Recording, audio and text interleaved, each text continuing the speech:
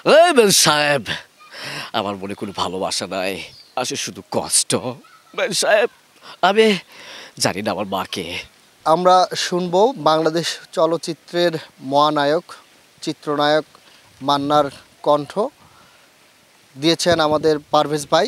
তিনি শুধু চিত্রনায়ক মান্নার কণ্ঠই পারেন না, তিনি কিন্তু খলনায়ক ডিপজল এবং কৌতুক অভিনেতা মুজিবুর রহমানের কণ্ঠও তিনি বলতে পারেন। আমরা তার কাছ থেকে শুনবো। আমার সাথে রয়েছেন পারভেজ ভাই। আচ্ছা পারভেজ ভাই, আপনি কার কার কণ্ঠ আসলে নকল করতে পারেন এবং কার কার কণ্ঠে আপনি কণ্ঠস্বর মিলাতে পারেন?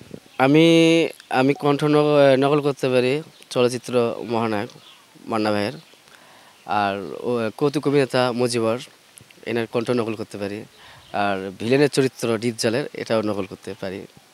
তো ইনশাল্লাহ জানি না কীরকম হবে, যদি একটু শোনাতেন আর কি। আমি এবার আমি শুরু করবো হলো মান্নার কণ্ঠে।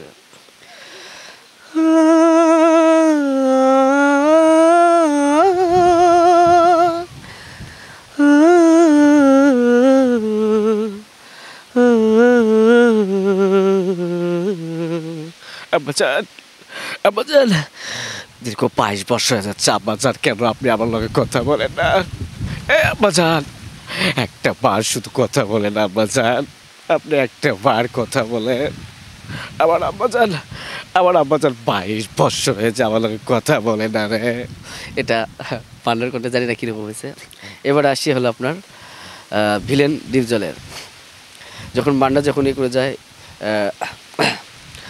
এই বিল্লাহর সরে, ওই বাচ্চা তুই আমার লগে টক্ক দিতাছস, তোর বোন রে আমি ঠান্ডে মান্ডে ক্লোজ করে মু। এটা হলো ডিপজল। আর মুজিবরের যেটা সেটা হলো আপনার মুজিবরের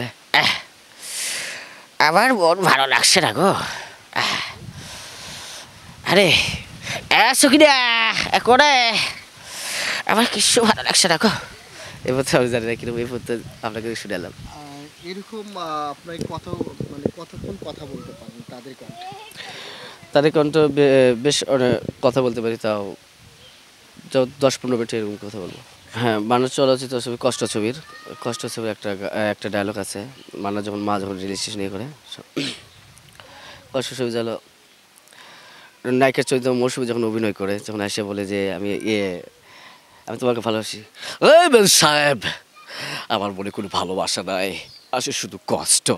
বেন সাহেব, আমি জানি না আমার মাকে। বেন সাহেব, আমার মা নাকি রেল লাইনের পাগলি ছিল, এর জন্য সবাই আমাকে নাম দিয়েছে অপূর্ব। বেন সাহেব, আমার কোনো ঠিক নাই, আমার কোনো মনে কোনো ভালোবাসা নাই বেন সাহেব।